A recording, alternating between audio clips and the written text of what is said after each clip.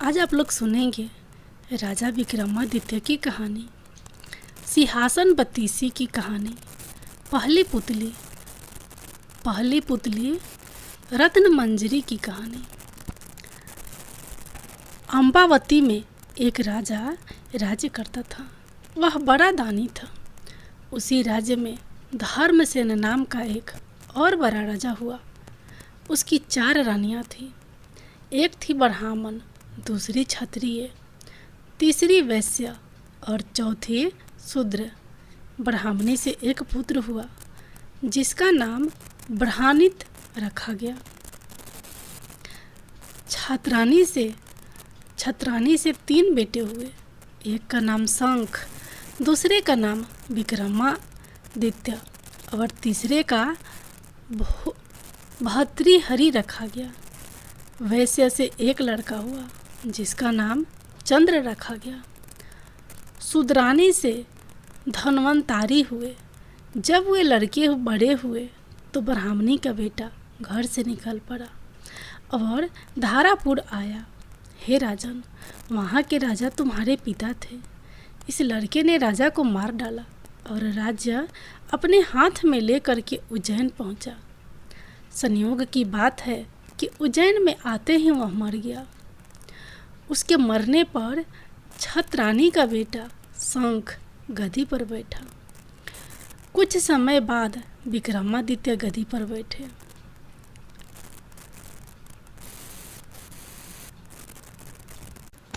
एक दिन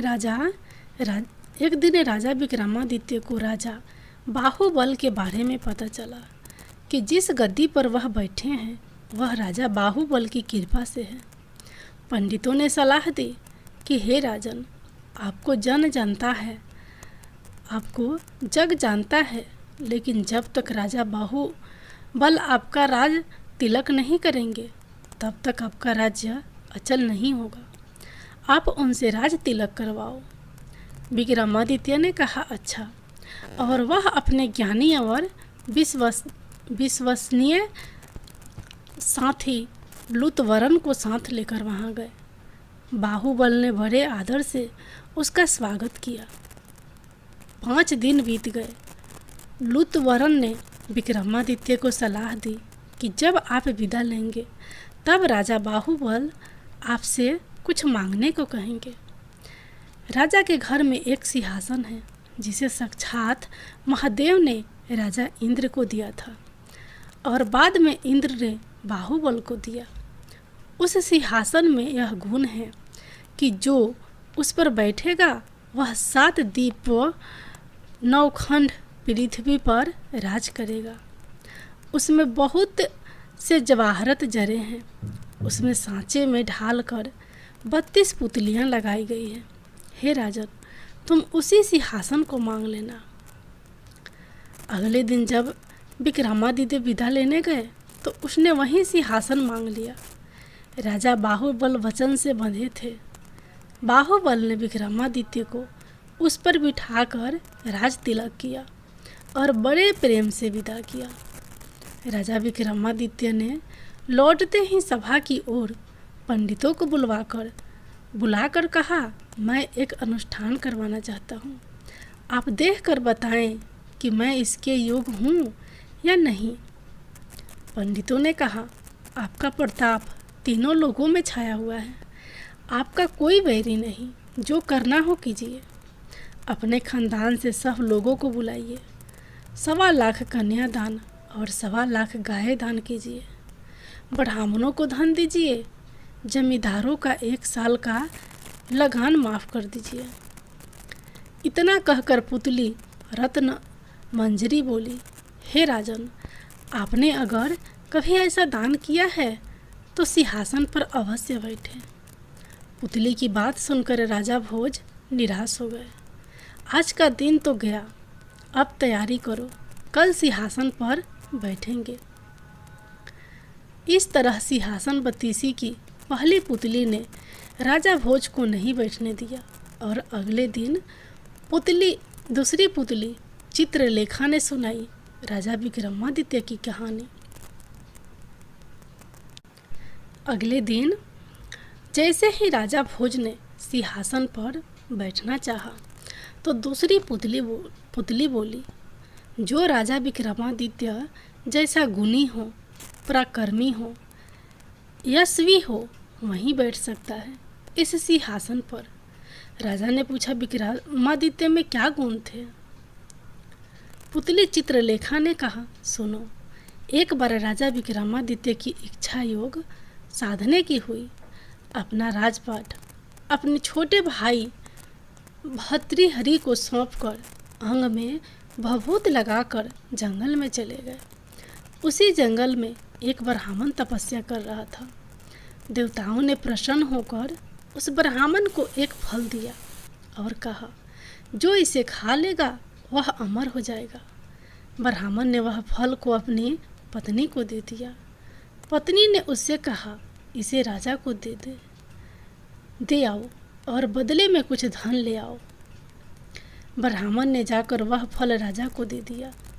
राजा अपनी रानी को बहुत प्यार करता था।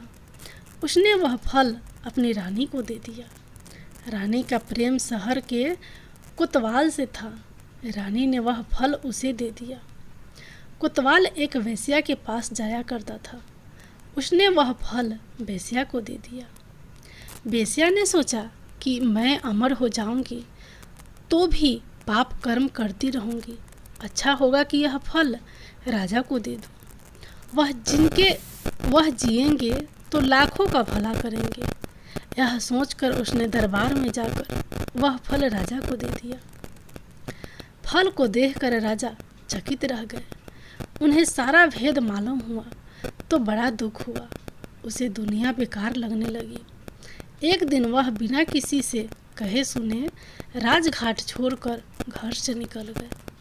राजा इंद्र को यह मालूम हुआ तो उन्होंने राज्य की रखवाली के लिए एक दूत भेज दिया। इधर जब राजा विक्रमादित्य की योग साधना पूरी हुई तो वह लौटे। दूत ने उन्हें रोका। विक्रमादित्य ने उससे पूछा तो उसने सब हाल बता दिया। विक्रमादित्य ने अपना नाम बताया। फिर भी दूत ने उन्हें न जाने दिया। बोला, तुम विक्रमादित्य हो तो पहले मुझसे लड़ो। दोनों में लड़ाई हुई। विक्रमादित्य ने उसे पछाड़ दिया। दूत बोला, मुझे छोड़ दो, मैं किसी दिन आपके काम आऊँगा। इतना कहकर पुतली बोली, राजन, क्या आप में इतना पराक्रम है कि इंद्र के दूत को हराकर अपना गुलाम बना सको? इस प्रकार दूसरा दिन भी यूं निकल गया। तीसरे दिन तीसरी पुतली चंद्रकला ने सुनाई नई कहानी। तीसरे दिन जब सिंहासन पर बैठने को हुआ तो चंद्रकला नाम की तीसरी पुतली ने उसे रोककर कहा, हे राजन, यह क्या करते हो? पहले विक्रमादित्य जैसे काम करो, तब सिंहासन पर बैठना। राजा ने पूछा, विक्रमादित्य ने कैसे काम किए थे? पुतली बोली, लो सुनो। तीसरी पुत्री चंद्रकला ने जो कथा सुनाई वह इस प्रकार है। एक बार पुरुषार्थ और भाग्य में इस बात पर ठन गई कि कौन बड़ा है।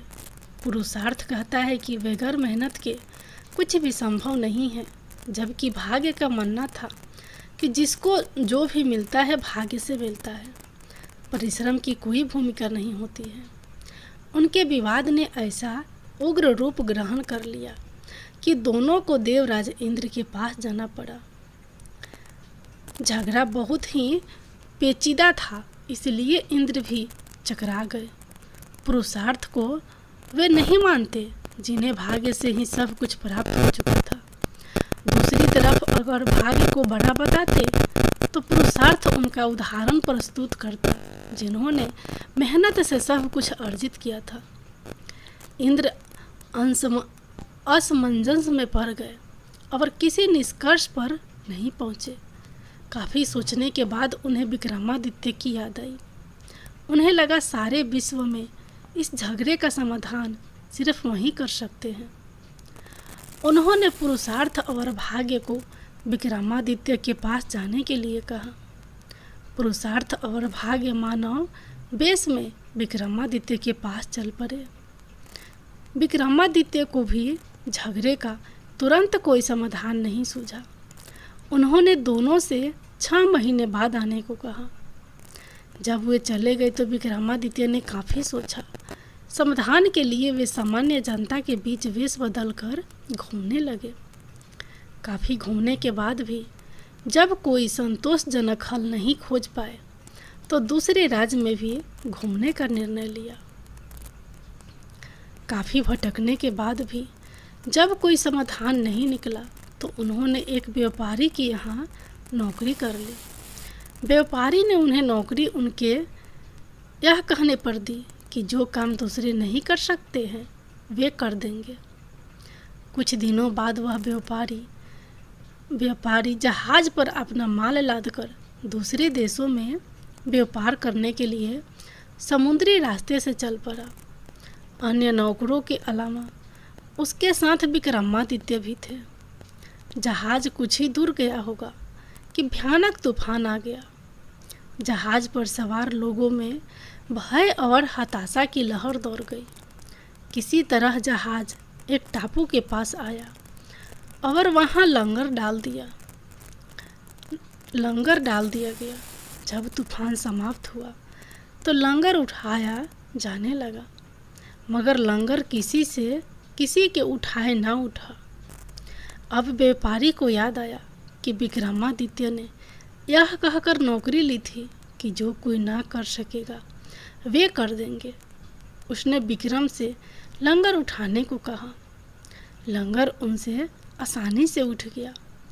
लंगर उठाते ही जहाज तेज गति से बढ़ गया, लेकिन टापू पर विक्रमादित्य छूट गए। उनकी समझ में नहीं आया क्या किया जाए।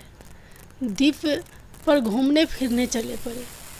नगर के द्वार पर एक पट्टिका टंगी थी जिस पर लिखा था कि वहाँ की राजकुमारी का विवाह पराक्रमी विक्रमादित्य से ही होगा। वे चलते चलते महल तक पहुँचे। राजकुमारी उनका परिचय पाकर खुश हुई और दोनों का विवाह हो गया। कुछ समय बाद वे कुछ सेवकों को साथ ले अपने राज्य की ओर चल पड़े। रास्ते में विश्राम के लिए जहाँ डेरा डाला वहीं एक सन्यासी से उनकी भेंट हुई। सन्यासी ने उन्हें एक माला और एक छड़ी दी। उस माला की 2 विशेषताएं थी। उसे पहनने वाला अदृश्य होकर सब कुछ देख सकता था तथा गले में माला रहने पर उसका हर कार्य सिद्ध हो जाता। छड़ी से उसका मालिक सोने के पूर्व कोई भी आभूषण मांग सकता था। सन्यासी को धन्यवाद देकर विक्रमादित्य अपने राज्य लौटे। एक उद्यान में ठहर कर संग आए सेवकों को वापस भेज दिया तथा अपनी पत्नी को संदेश भिजवाया कि शीघ्र ही वे उसे अपने राज्य बुलवा लेंगे। उद्यान में ही उनकी भेंट एक ब्राह्मण और एक भाट से हुई। वे दोनों काफ़ी समय से उस उद्यान की देखभाल कर रहे थे।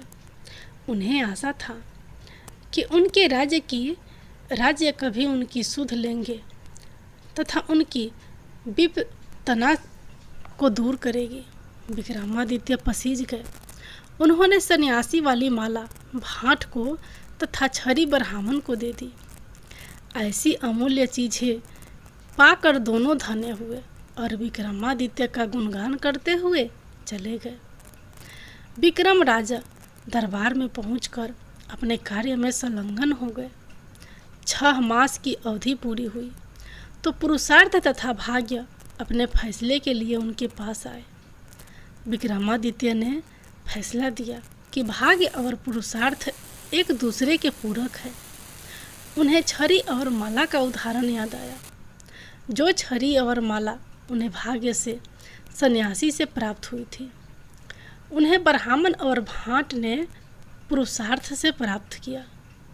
पुरुषार्थ और भाग्य पूरी तरह संतुष्ट होकर वहाँ से चले गए। कहानी सुनाकर पुतली बोली, बोलो राजा, क्या आप में है ऐसा न्यायप्रिय फैसला देने की दक्षता और अमूल्य वस्तुएं दान में देने का हृदय और सामर्थ्य?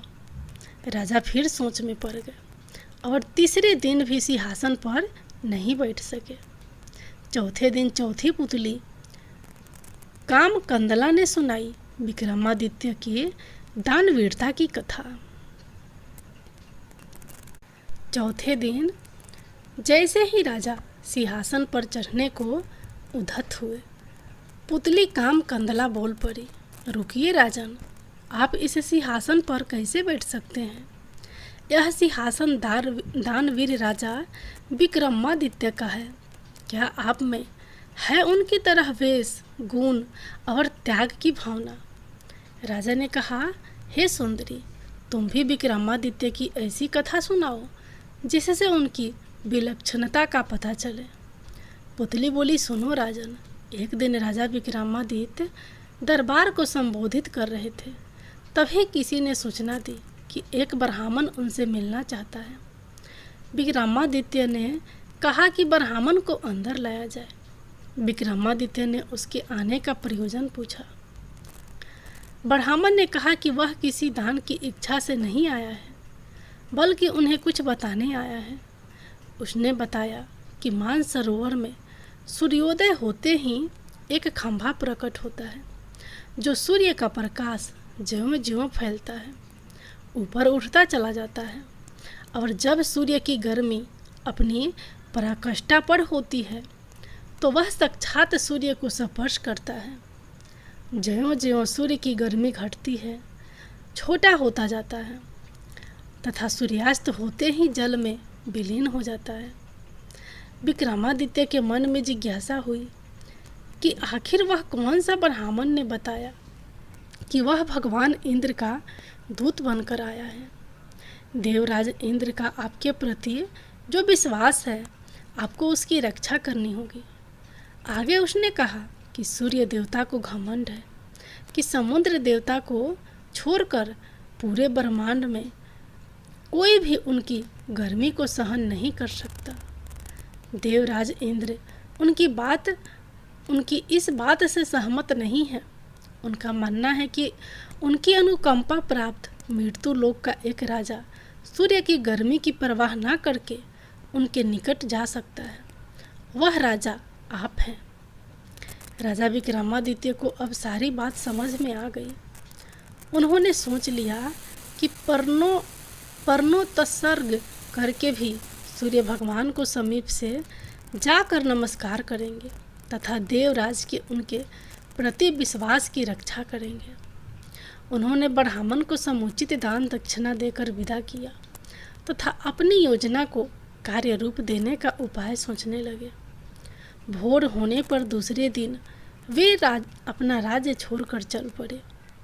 एकांत में उन्होंने माँ काली द्वारा प्रदत्त दोनों बेतालों का स्मरण किया।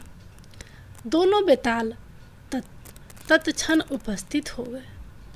विक्रम को दोनों बेताल ने बताया कि उन्हें उस खंभे के बारे में सब कुछ पता है।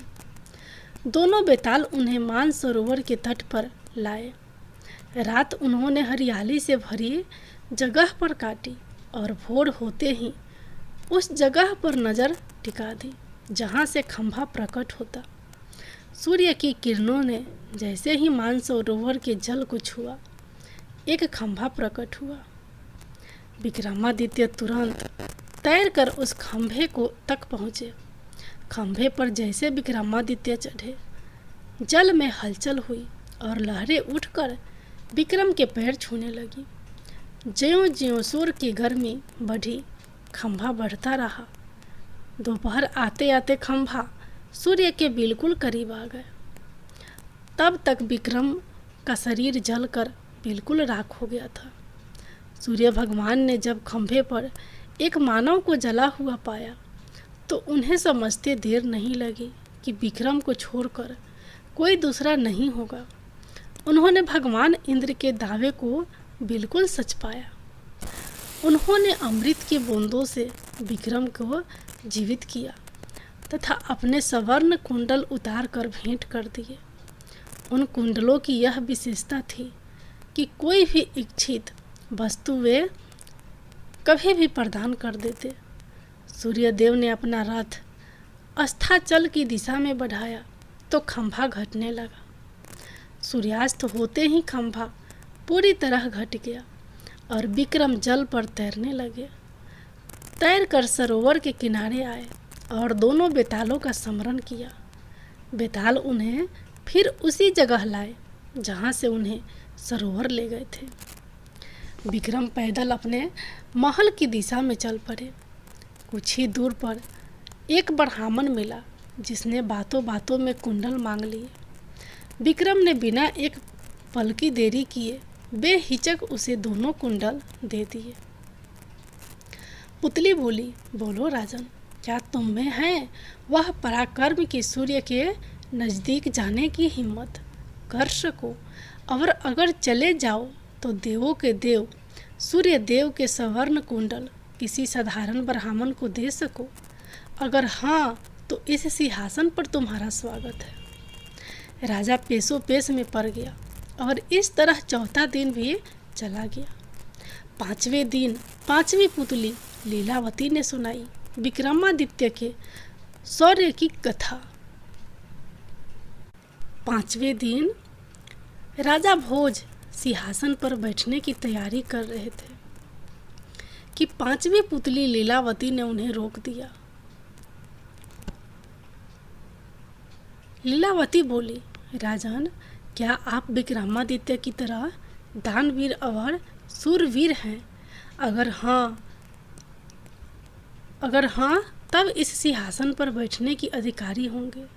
मैं आपको कथा सुनाती हूँ परम दानवीर विक्रमादित्य की।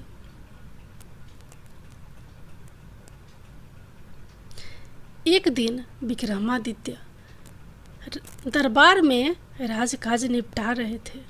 तभी एक विद्वान ब्राह्मण दरबार में आकर उनसे मिला।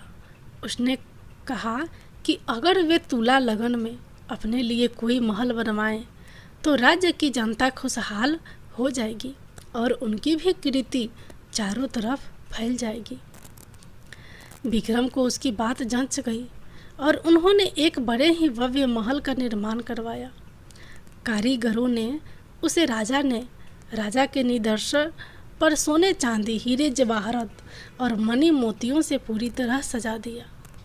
महल जब बनकर तैयार हुआ तो उसकी भव्यता देखते बनती थी। विक्रम अपने सगे संबंधियों तथा नौकर चाकरों के साथ उसे देखने गए। उनके साथ वह विद्वान ब्राह्मण भी था। विक्रम मंत्र मुग्ध हुए, साथ ही वह ब्राह्मण मुंह खोले देखता रह गया। बिना सोचे उसके मुंह से निकला, काश इस महल का मालिक मैं होता। राजा विक्रमादित्य ने यह सुनते ही झट वह भव्य महल उसे दान में दे दिया। ब्राह्मण के तो मानो पांव ही जमीन पर नहीं पड़ रहे थे। वह भागता हुआ अपनी पत्नी को यह समाचार सुनाने पहुंचा। इधर ब्राह्मणी उसे खाली हाथ आते देखकर कुछ बोलती उससे पहले ही उसने उसे हीरे जवाहरत और मणि मुक्ताओं से जरे हुए महल को दान में प्राप्त करने की बात बता दी। ब्राह्मण की पत्नी की तो खुशी की सीमा न रही। उसे एक बागरी लगा मानो उसका पति पागल हो गया और यूं ही अब अनाप शनाप भग रहा हो। मगर उसके बार बार कहने पर वह उसके साथ महल देखने के लिए चलने को तैयार हो गई। महल की शोभा देखकर उसकी आंखें खुली रह गई। महल का कोना कोना देखते देखते कब शाम हो गई उन्हें पता ही नहीं चला। थके मादे वे एक शयन कक्ष में जाकर निढाल हो गए। अर्धरात्रि में उनकी आंखें किसी आवाज़ से खुल गई। सारे महल में महक फैली थी और सारा महल प्रकाशमान था। उन्होंने ध्यान से सुना तो लक्ष्मी बोल रही थी। वह कह रही थी कि उनके भाग्य से वह यहाँ आई है और उनकी कोई भी इच्छा पूरी करने को तैयार है। ब्राह्मण दंपति का डर के मारे बुरा हाल हो गया। ब्राह्मणी तो बेहोश ही हो गई। लक्ष्मी ने 3 बार अपनी बात दोहराई, लेकिन ब्राह्मण ने कुछ नहीं मांगा तो क्रुद्ध होकर चली गई। उसके जाते ही प्रकाश तथा महक दोनों गायब। काफ़ी देर बाद ब्राह्मणी को होश आया तो उसने कहा, यह महल जरूर भूतहा है, इसलिए दान में मिला। इससे अच्छा तो हमारा टूटा फूटा घर है, जहाँ चैन की नींद सो सकते हैं। ब्राह्मण को पत्नी की बात जच गई। सहमे सहमे बाकी रात काट कर तड़के ही उन्होंने अपना सामान समेटा और पुरानी कुटिया को लौट आए। ब्राह्मण अपने घर से सीधा राजभवन आया और विक्रमादित्य से अनुरोध करने लगा कि वे अपना महल वापस ले ले, पर दान दी गई वस्तु को वे कैसे ग्रहण कर लेते। काफ़ी सोचने के बाद उन्होंने महल का उचित मूल्य लगाकर उसे खरीद लिया। ब्राह्मण खुशी खुशी अपने घर लौट गया। ब्राह्मण से महल खरीदने के बाद राजा विक्रमादित्य उसमें आकर रहने लगे। वहीं अब दरबार भी लगता था। एक दिन वे सोए हुए थे तो लक्ष्मी फिर आई।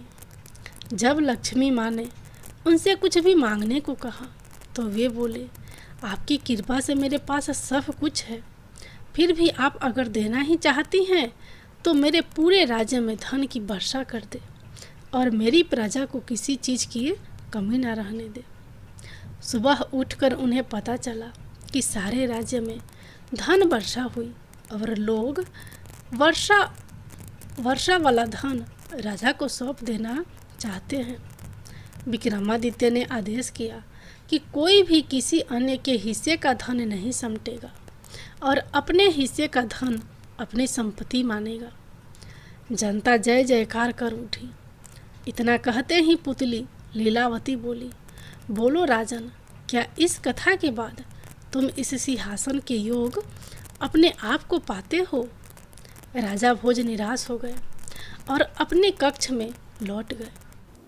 छठी पुतली की कहानी अगले वीडियो में सुनने को मिलेगा। तब तक के लिए बाय बाय।